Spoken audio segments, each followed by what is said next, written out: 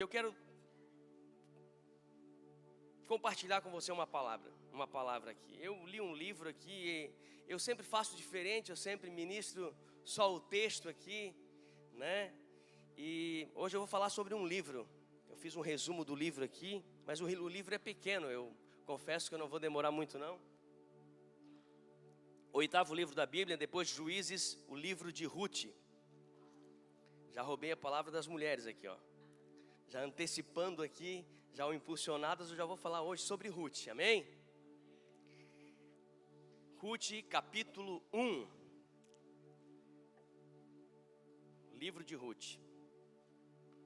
Me chamou muito a atenção esse livro, a gente já conhece a história, mas quando a gente vai ler, o Espírito Santo acaba colocando algo no nosso coração e aquilo fica latente, a gente pensa assim, poxa, será que é isso mesmo? O Espírito Santo testifica e a gente começa a falar. E o tema foi engraçado, né, Éder? Cadê o Éder? Estava ali e ele mesmo falou exatamente o tema que eu coloquei aqui. E eles vão colocar o tema. Amém? Verso 1, que diz assim, capítulo 1, verso 1. Nos dias em que os juízes julgavam, houve fome na terra de Israel. E um homem de Belém de Judá foi morar por algum tempo na terra de Moabe, com a sua mulher e os seus 2 filhos. Esse homem se chamava Elimeleque, e sua mulher se chamava Noemi. Os filhos se chamavam Malom e Quilion. Eram efrateus de Belém de Judá, foram à terra de Moabe e ficaram ali. Algum tempo depois, Elimeleque, o marido de Noemi, morreu, e ela ficou sozinha com os 2 filhos. Estes casaram com mulheres moabitas. O nome de uma delas era Orfa e o nome da outra era Ruth. E ficaram ali quase 10 anos. Depois morreram também Malom e Quilion, os 2 filhos de Noemi. E assim ela ficou sozinha, sem os 2 filhos e sem o marido. Amém? Senhor Deus e eterno Pai, em nome de Jesus, Pai, esta é a Tua palavra, Senhor, que vai ser ministrada aos nossos corações. A palavra, Senhor, que já falou comigo, Senhor, e eu creio, Senhor, que Tu tens algo para falar com os Teus filhos. Porque, Senhor, a Tua palavra, Senhor, ela não volta vazia. Senhor, a Tua palavra, ela é ministrada aos corações, e embora, Senhor, um coração só, Senhor, se ela atingir um coração só, eu creio que já valeu a pena. Porque a Tua palavra fala que uma alma vale mais que o mundo inteiro. Amém, Senhor, que Tu venhas a ministrar aos nossos corações. É o que nós te pedimos desde já e te agradecemos em nome de Jesus. Amém. E a primeira coisa que eu quero falar é sobre dependência de Deus. É fato que quando as provações chegam, né? As dificuldades chegam, às vezes a gente sai do propósito. Às vezes a fé estremece. Às vezes a gente fala assim, poxa, mas o Senhor não está falando comigo. Me recordo da época que a minha sogra passou por uma doença devastadora chamada câncer. Que aos olhos humanos, um câncer de 2,5 por 3,5 centímetros, entre a cava e a aorta no pulmão.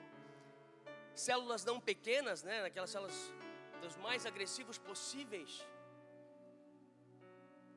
A Aline, nós iríamos orar pedindo para que o Senhor que o tratamento fizesse efeito. E a Aline orava e chorava porque ela dizia que ela não ouvia a voz do Senhor. O Senhor fala comigo, mas parece que Ele está quieto. E foi bem devastador porque a gente, uma mulher nova, e 63 anos de idade e tal, e naquele momento a gente passou, ela principalmente, nós juntos passamos por um vale.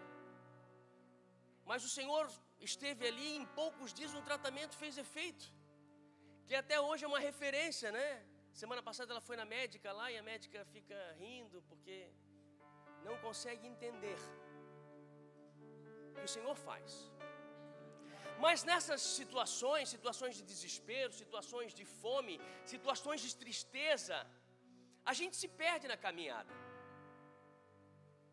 E a gente faz o que às vezes não deveria fazer. Antecipa o nosso passo. Às vezes até pede direção ao Senhor, o Senhor fica em silêncio e a gente pensa, é da vontade de Deus, e a gente vai. E a gente se frustra.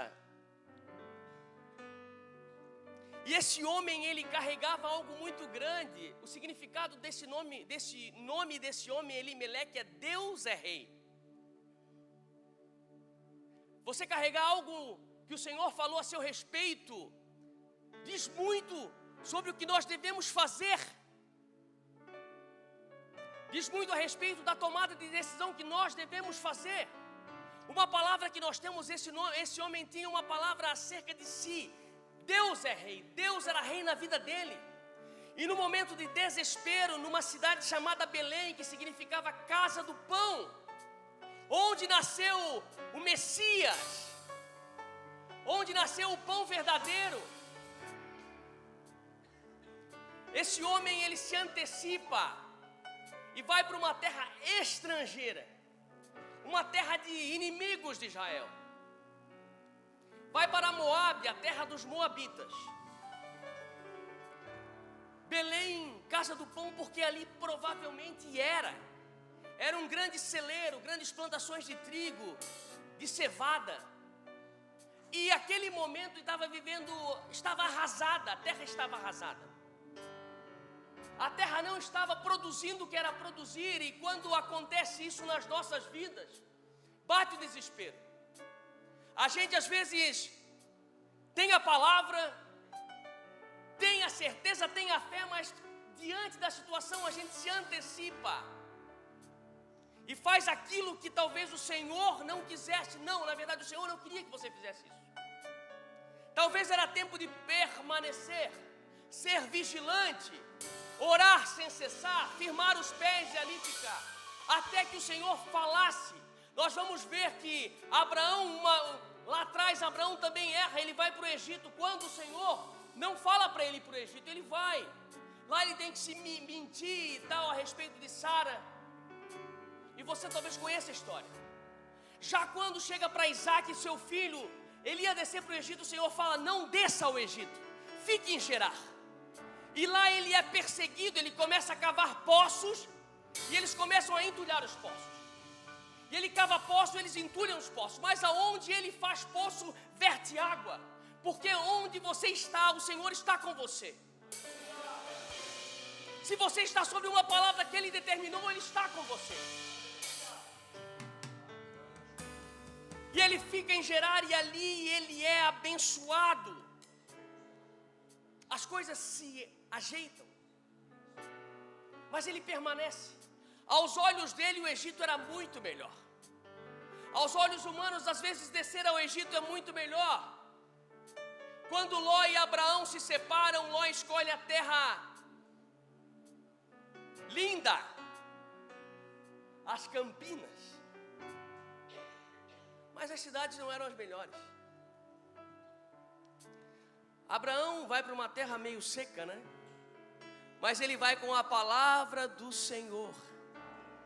Se você está com a palavra, não importa aonde você vai, o Senhor está contigo. E agora, ele vai com seus 2 filhos, Malom e Quilion.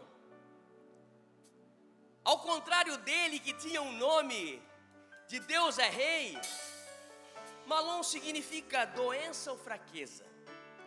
Quilion, mortalidade, definhando aquele que falha, desfalecimento.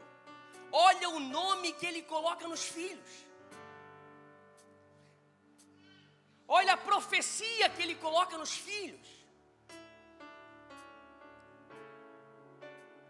Talvez pelo desespero do período que vivesse, talvez pelo aviso espiritual acerca da sua própria vida. Mas ele coloca palavras de maldição, não profetiza bênçãos. E nós, conhecedores da palavra de Deus, nós precisamos profetizar bênçãos. Independente da situação a qual você esteja vivendo, profetize bênçãos. Abra sua boca para abençoar. Abra sua boca para profetizar aquilo que o Senhor quer que você fale. Não profetize nada de ruim. Esses tempos eu estava meditando numa pessoa muito próxima a mim. Eu comentei com a Aline, ele é muito próximo. próximo a mim. Eu não vejo ele abrir a boca para reclamar. Eu comentei, eu disse, Aline, eu fiz uma análise. Independente da situação, eu não vejo ele abrir a boca para reclamar. E a gente reclama, mesmo acreditando em Deus. A gente reclama.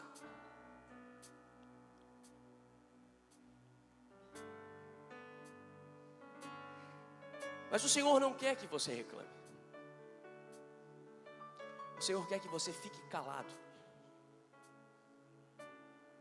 O Senhor quer que você profetize. Porque nós não vivemos por vistas. Nós vivemos por fé. Sem fé é impossível agradar a Deus. E esse homem, ele vai para onde o Senhor não disse. A gente estudando, a gente vai pesquisar, e segundo a sustentação oral judaica nas sinagogas, até o período de hoje, eles dizem que Elimeleque era um cara muito rico, uma pessoa muito rica, de muitas posses. E diante das adversidades, ele leva todas as suas posses para Moabe, seus rebanhos, etc. e tal. E lá, ele se estabelece. E a palavra vai dizer claramente ali que ele morreu. Como diz o Tiririca, ele morreu. Ele morreu. Mas além de ele ter morrido, anos depois, os seus filhos se casam.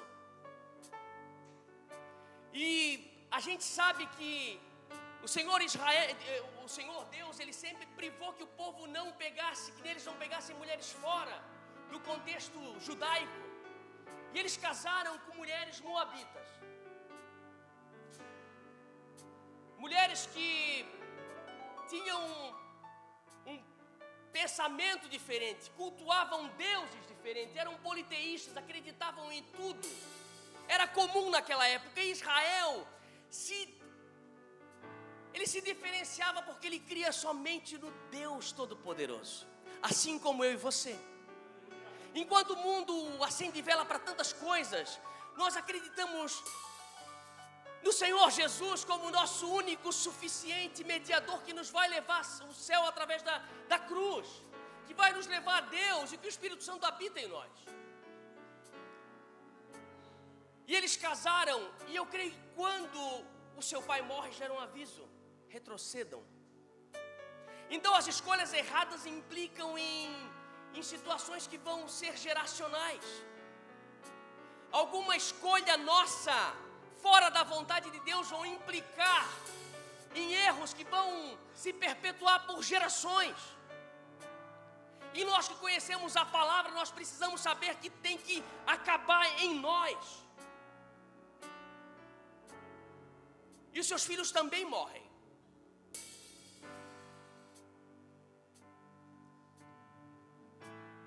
Verso 16.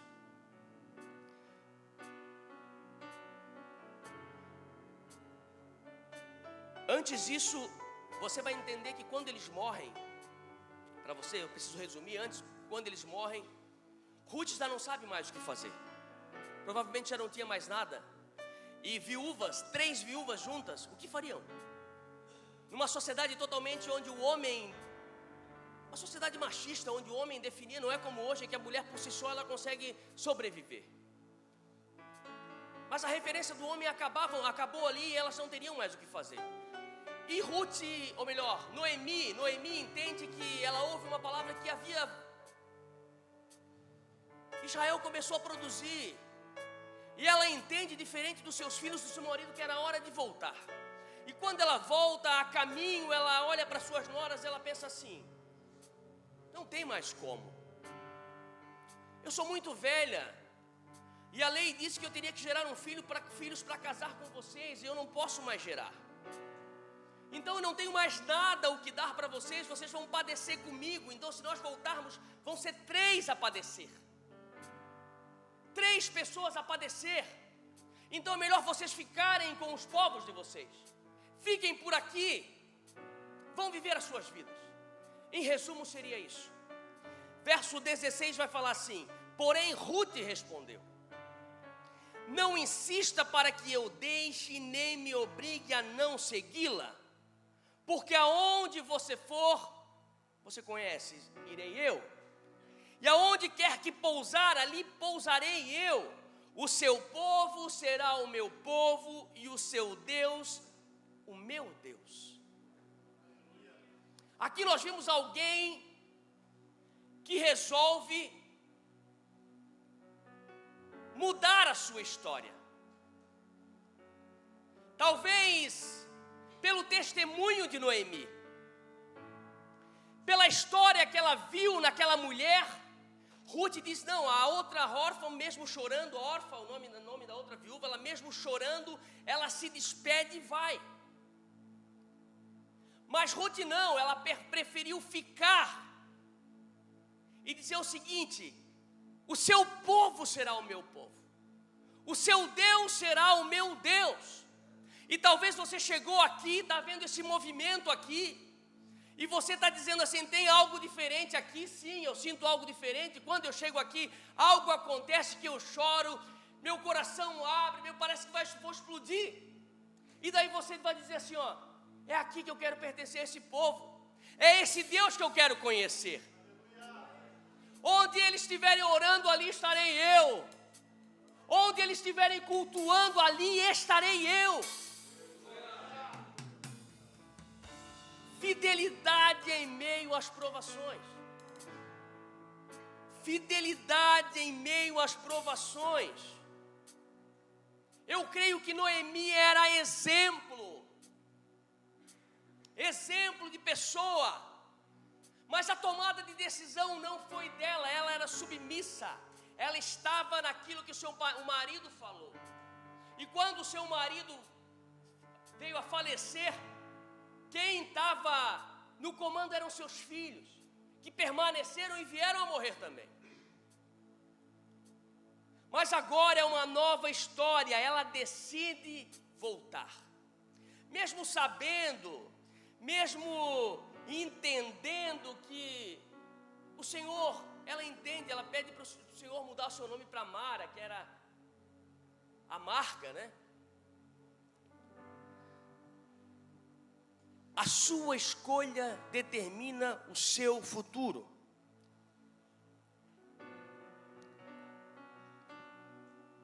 Escolher ficar ou escolher avançar. Escolher ficar ou escolher voltar ao passado, retroceder.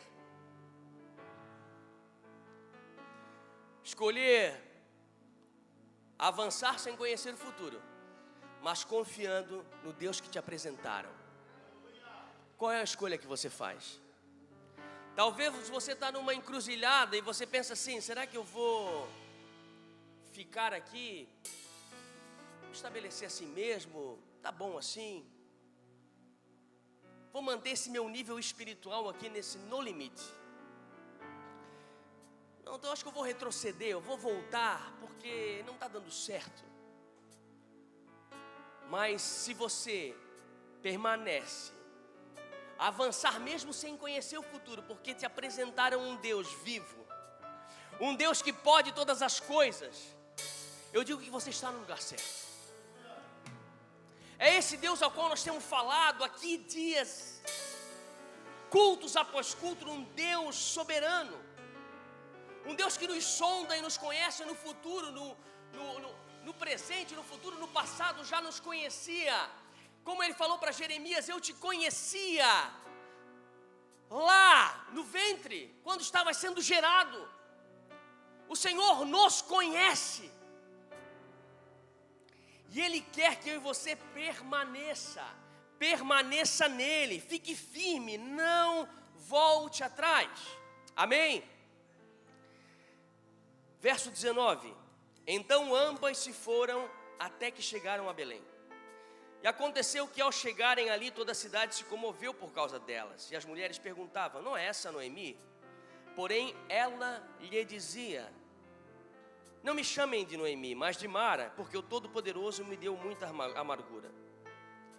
Quando saí daqui eu era plena, mas o Senhor me fez voltar vazia. Por que então querem me chamar de Noemi, se o Senhor me deu testemunho contra mim e o Todo-Poderoso me afligiu? Foi assim que Noemi voltou da terra de Moabe, com Ruth sua nora, a Moabita. E chegaram em Belém no começo da colheita da cevada. É engraçado que elas não plantaram, mas elas chegaram no final da colheita, no começo da colheita. Elas não haviam plantado, mas elas chegaram no começo da colheita. A cevada era o que vinha primeiro. Eles plantavam, era menos nobre que o trigo, mas eles plantavam a cevada porque a cevada ela tinha um processo mais acelerado de colheita. Depois eles plantavam o trigo. E quando eu marquei aqui amarga, eu me recordo, o pastor Joel até que falou aqui num dia, quando o povo sai do Egito, eles param no lugar para mortos da sede, e quando eles vão tomar água, o lugar se chamava Mara, né? As águas eram amargas. E ao contrário do que era para fazer nós cristãos, eles começaram a murmurar, porque as águas não eram boas ao gosto deles. A água não era boa ao paladar, eram amargas. Mas estudiosos comprovaram que as águas daquele lugar eram potáveis. E o fato de ser amarga é porque os minerais que tinham ali, plantas naquela região, faziam com que aquela água tivesse muitas coisas favoráveis ao que o povo precisava. Muitas vitaminas, porque o povo ele saiu escravo do Egito. E quando eles chegam em Mara e eles têm que beber aquela água era para dar nutrição para eles na jornada que seguiriam. Mas eles começam a falar mal, eles começam a esbravejar e começam a murmurar diante do sabor da água. Mas os estudiosos vão dizer que a água era potável e ela tinha muitos minerais, muitas coisas boas, que ia mudar o contexto físico daquelas pessoas que vieram desidratadas. E nesse contexto, o Senhor diz: então vocês querem? Transformou em água. As águas mudaram ali, eles beberam e seguiram a jornada. Mas muitas vezes, ou melhor, muitas vezes, olhei para o Maurício, né? Maurício me corrigiu, né? Muitas vezes, a amargura a qual eu e você sentimos na nossa caminhada é um trabalhar do Senhor, que eu e você podemos entender lá na frente, embora doa, porque a gente faz projetos, faz planos, desenha, já começa a vislumbrar situações, e daí a gente coloca o projeto e de repente não dá certo, e é frustrado, e a gente pensa: e agora, Senhor? Tu não falou nada e eu tomei essa decisão, e agora? E essa amargura da alma, essa tristeza, é um trabalhar que nós não podemos entender. Mas o Senhor conhece, o Senhor sabe o que nós precisamos, por onde precisamos passar, para chegar firmes e constantes lá na frente, para não desanimar mais na caminhada e ser forjados. Não ser moldados, mas forjados. Porque molde é fácil, faz o molde, joga o aço ali dentro, sai a espada bonitinha. Mas a forja é na base da pancada. Coloca no fogo, bate. Coloca no fogo, bate. Nós precisamos ser forjados pelo Senhor. E às vezes é na tristeza, na amargura, é no não do Senhor. Capítulo 2, verso 2 e 3 vai falar assim: Ruth, a Moabita, disse a Noemi: Deixa-me ir ao campo para apanhar espigas atrás daquele que me permitir fazer isso. Noemi respondeu: vai, minha filha. Ela se foi, chegou ao campo e apanhava espigas atrás dos ceifeiros. Por casualidade entrou na parte do campo que pertencia a Boaz, que era da família de Elimeleque. O que nós vimos aqui na figura de Ruth é que ela era uma pessoa proativa. A proatividade que tanto se fala no mercado de trabalho. Precisa ser proativo, e é verdade. Ela se propôs a ir com a sogra. Ela chega lá, ela vê que está em colheita, eu vou atrás deles. Porque ela não era do povo. Ela não era do povo judeu. Mas existia uma lei chamada Lequete. Está lá em Levítico 19, 9, 23, 22, dizendo que todo ceifeiro ele não podia cortar tudo até no raso. E à medida que ele colhesse o que caísse atrás, ele não poderia voltar para juntar. Ele teria que deixar para que as pessoas mais necessitadas, as pessoas sem condições, pudessem ter o que comer. Talvez você chegou aqui numa situação difícil, e talvez você ouviu o testemunho de alguém, e aquele testemunho caiu como uma palavrinha que caiu, você pegou aquela palavrinha dizendo que Deus era fiel e você quis conhecer esse Deus.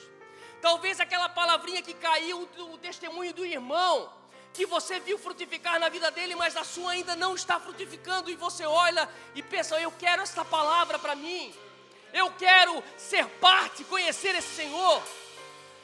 Talvez o Senhor, aquilo que caiu uma migalha, assim como aquela mulher cananeia, quando ela chega diante de Jesus e fala assim, ela vem gritando atrás do Senhor, e o Senhor fala para ela: não é lícito tirar o pão da mesa dos filhos e dar aos cachorrinhos. E ela sabiamente fala: Senhor, os cachorrinhos se alimentam das migalhas que caem da mesa dos seus donos. O Senhor Jesus não nos dá migalhas, o Senhor Jesus tem algo poderoso para nos dar. Ele tem o pão da vida, Ele tem a vida eterna para nos dar. Lá maior.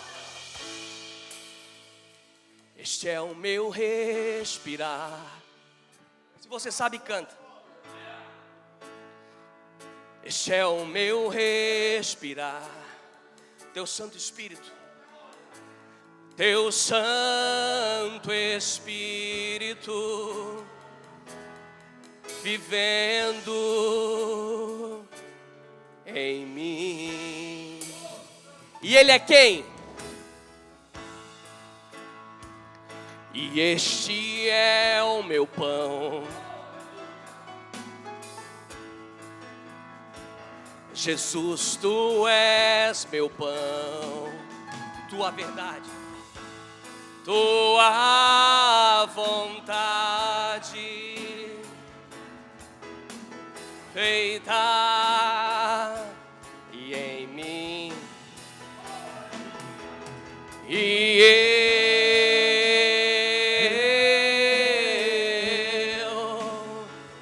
eu nada sou sem Ti. E eu seguro estou em Ti.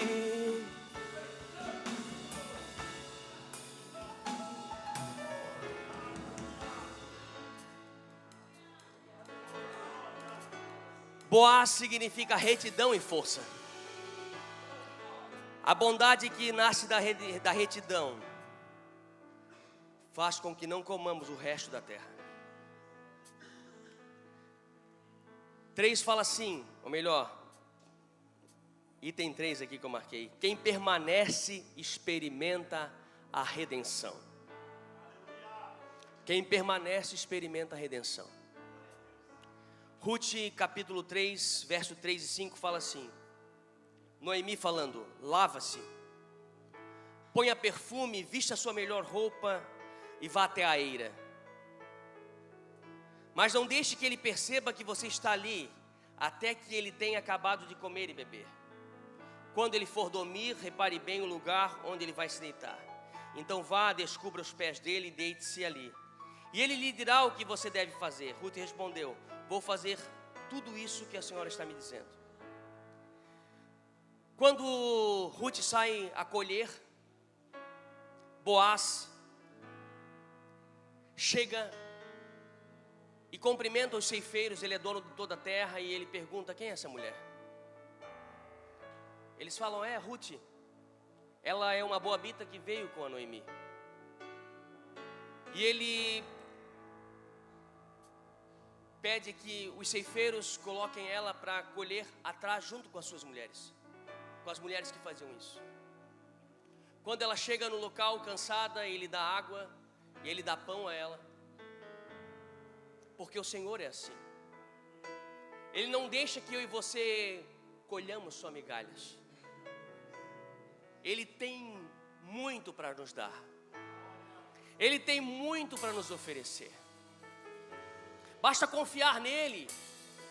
E este homem faz isso. Ele chama Ruth, conversa com ela, e ela leva um pouco da sua porção para Noemi. E ele carrega ali as suas colheitas, ele manda colocar mais, e ela chega com uma grande quantidade do que ela colheu sem plantar. Talvez você não tenha plantado e o Senhor está colocando os feixes para você carregar.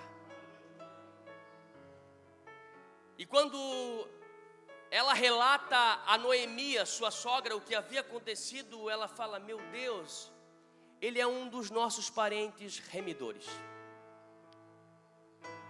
E o que era o remidor na época?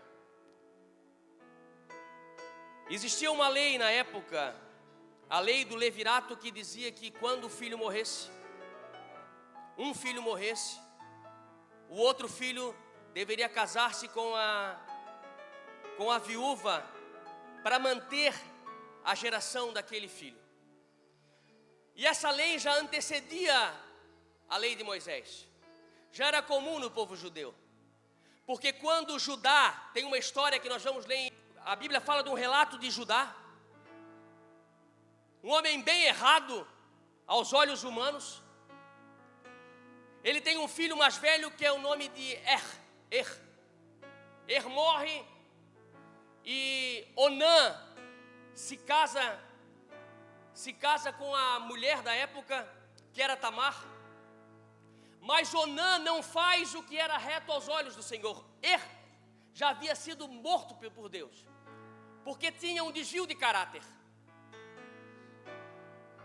E Onã, ele começa a rejeitar Tamar, jogando o sêmen dele no chão. E o Senhor também mata Onã. O filho mais novo era muito pequeno, então Tamar volta para os seus pais. Tamar também era uma mulher que não era da linhagem judaica. Uma estrangeira que casou-se com os filhos de Judá, que também casou com uma estrangeira que morreu. E Judá vai fazer algo muito complexo lá na frente, que nós vamos entender. Se você puder ler o capítulo 38 de Gênesis em casa, você leia. Ela se faz de prostituta e deita com Judá. Ele, sem saber que era Tamar, lá na frente ele vai entender porque ele deixou algo em penhor, e aquela mulher mostra o que ele havia deixado como garantia de um pagamento. Então nós vamos ver que a linhagem de Jesus vem de erros, vem de Tamar, vem de uma prostituta chamada Raabe, e passa por uma outra mulher chamada Ruth, que não é da linhagem judaica. O Senhor dizendo para nós não somos judeus, mas nós viemos de fora, nós somos gentios, e Ele nos aceitou. Ele nos aceitou a preço de sangue. E essa lei do levirato foi regulamentada como as leis, né? provavelmente foi regulamentada, que ela falava sobre filhos, mas não havia mais descendência. Então, Noemi, como o Espírito Santo age no nosso coração, diz: prepara-se, Ruth, é chegada a hora de tu se encontrares com aquele que vai te remir, aquele que vai fazer a diferença nas nossas vidas, aquele que vai dar continuidade àquilo que ficou morto lá fora, aquilo que lá atrás ficou. O Senhor diz que não importa como começa, e sim como termina. E o Senhor está dizendo, o Espírito Santo está testificando que há um mover, há um preparar, há um perfume que nós precisamos passar. Nós precisamos nos achegar aos pés dEle. E a noite é agora, a noite de se achegar aos pés do Senhor.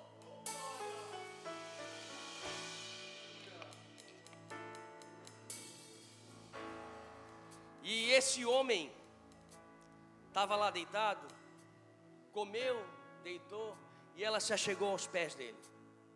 E ele se assustou quando viu ela ali. E ela disse: eu estou aqui porque eu quero ser remida.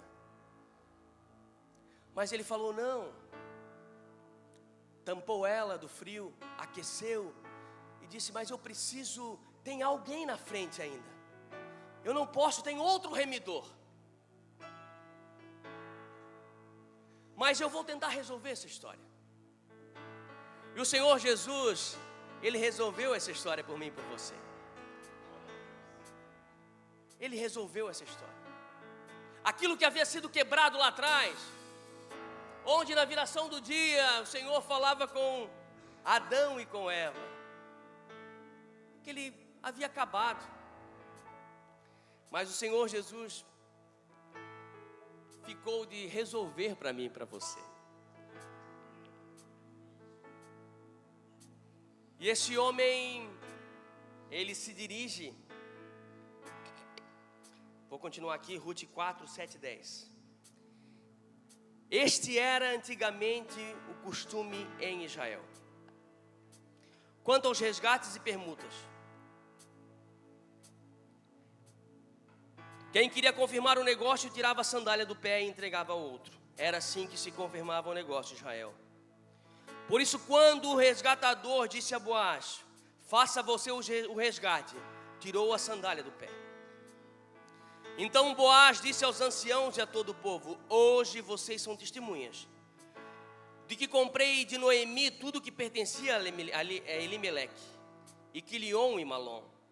E também tomo por mulher Ruth, a Moabita, que foi esposa de Malom, para perpetuar o nome deste sobre sua herança, para que este nome não seja exterminado dentre os seus irmãos e do porão da sua cidade. Hoje vocês são testemunhas disso. Então ele despede Noemi, esconde ela, despede, coloca uma quantidade, não despede de mãos vazias, manda ela ir para, Ruth, ou melhor, e manda ela ir de volta à sua sogra, e Ruth fala à sua sogra tudo o que aconteceu. Ele se dirige à entrada da cidade, e quando aquele resgatador, aquele parente mais próximo passa, ele o chama e chama os anciãos, 10 anciãos, e coloca que aquele resgatador deveria fazer. Mas ele diz: não vou colocar em risco. Eu não vou colocar em risco o que eu já tenho. Eu passo a minha vez para você. E ele tira a sandália do pé, como um elo, como uma certeza de um negócio feito. Então esse resgatador, a figura de Boaz, remete claramente a Jesus, aquele que resgatou eu e você por um alto preço. Em Apocalipse 5 vai dizer assim, o cordeiro foi e pegou o livro. Apocalipse 5, verso 7 a seguir. O cordeiro foi e pegou o livro da mão direita daquele que estava sentado no trono. E quando ele pegou o livro, os 4 seres viventes e os 24 anciãos se prostraram diante do Cordeiro, tendo cada um deles uma harpa e taças de ouro cheias de incenso, que são as orações dos santos. E cantavam um cântico novo, dizendo: digno é este de pegar o livro e de quebrar os selos, porque foste morto, e com o teu sangue compraste para Deus os que procedem de toda tribo, língua, povo e nação. E Marcos 10:45 vai falar assim, ó: pois o próprio Filho do Homem não veio para ser servido, mas para servir e dar a sua vida em resgate por muitos. Então o Senhor Jesus, ele se coloca como resgatador, como essa figura deste homem que resgatou uma família, resgatou uma geração. O Senhor Jesus resgatou a todos os povos, e eu e você fizemos parte desse resgate. E a sandália é a renúncia do direito, é o pecado sendo descalçado, e dizendo o seguinte, Filipenses 2:6-8, que mesmo existindo na forma de Deus, não considerou ser igual a Deus algo que deveria ser retido a qualquer custo. Pelo contrário, ele se esvaziou, assumindo a forma de servo, tornando-se semelhantes aos seres humanos, e reconhecido em figura humana, e ele se humilhou, tornando-se obediente até a morte, morte de cruz. O Senhor tomou o nosso lugar. Ele tomou o nosso lugar para que eu e você estivéssemos aqui. Ele se humilhou a tal ponto que não conseguimos medir, mensurar este poder, essa tamanha humilhação. Mas para que eu e você estivéssemos aqui, Ele precisou se colocar em nosso lugar, ser o nosso remidor. Pelas suas pisaduras nós fomos sarados. E uma confirmação pública, a sandália era uma confirmação pública, o que a cruz foi, o que a ressurreição foi, a confirmação pública de que Ele morreu, mas ressuscitou, está à direita do Pai, está intercedendo por nós. É uma confirmação pública. A ressurreição foi essa confirmação que eu e você temos, que Ele já fez.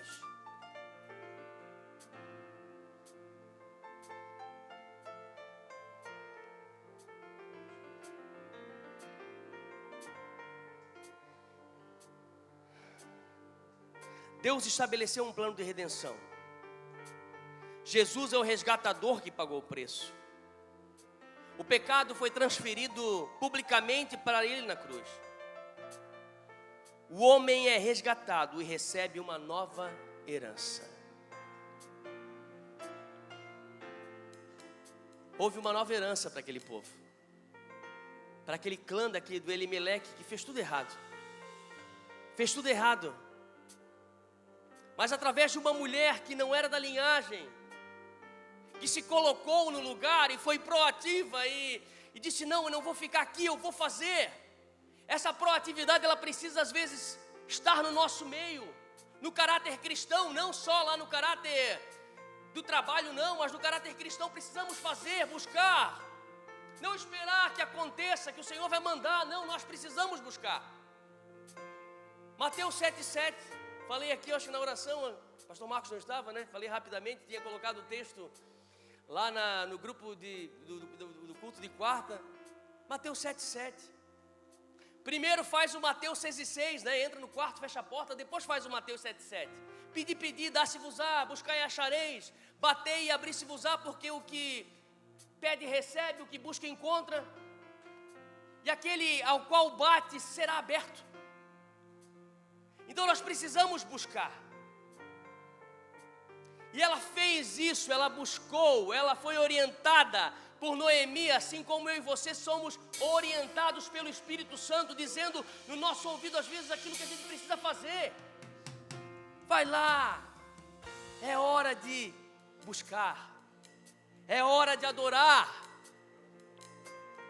Deus escreve uma nova história. Ruth capítulo 4 vai dizer assim: assim Boaz recebeu Ruth, e ela passou a ser sua mulher. Ele teve relações com ela, e o Senhor concedeu que ela ficasse grávida e tivesse um filho. Então as mulheres disseram a Noemi: bendito seja o Senhor, que não deixou hoje de lhe dar um neto que será o seu resgatador. Que o nome dele venha a ser famoso em Israel. Nele você terá a renovação da vida e consolo na velhice. Pois sua nora, que ama você, deu à luz, e para você ela é melhor do que 7 filhos. Noemi pegou o menino no colo e passou a cuidar dele. As vizinhas lhe deram o nome dizendo: nasceu um filho para Noemi. E chamaram de Obed. Ele veio ser o pai de Jessé, pai de Davi. Eles foram avós do maior rei, o maior adorador que a terra já teve. Então, nem tudo que começa, não importa como começa, e sim como termina. Amém? Se você se puder pôr em pé, eu quero estar orando com você. Independente, o Senhor quer dizer, o Senhor já falou para você. Há uma esperança, mas é querer mudar. Não é religião, não é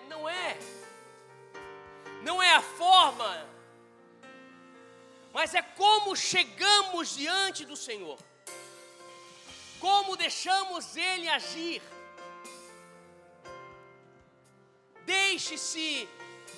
Deixe que o Espírito Santo haja, deixe que Ele trabalhe, mas abra o seu coração. Senhor Deus eterno, Pai, em nome de Jesus, Senhor, a Tua palavra foi ministrada e nós entendemos, Pai, que nós podemos fazer diferente de quando nós começamos, Pai. Talvez começamos errado, talvez lá atrás, Senhor, a decisão tomada foi errada, mas, Senhor, Tu podes mudar o fim das coisas. Mas nós entendemos que precisamos confiar, precisamos crer, não olhar para trás, não retroceder, não querer se desviar nem para a direita, nem para a esquerda, Senhor, mas permanecer. E é o que a Tua palavra quer para nós nessa noite, que nós venhamos a estar firmes neste propósito, que é caminhar segundo a Tua palavra, Senhor. Ah, Senhor, Tu conheces os corações, Pai, Tu conheces as vidas no íntimo, no secreto. Tu sabes o que cada um precisa, Pai. Que Tu venhas como um bálsamo, Senhor, na vida de cada um, como um refrigério que cada um precisa. Que Tu venhas com a resposta certa, com a direção, Senhor.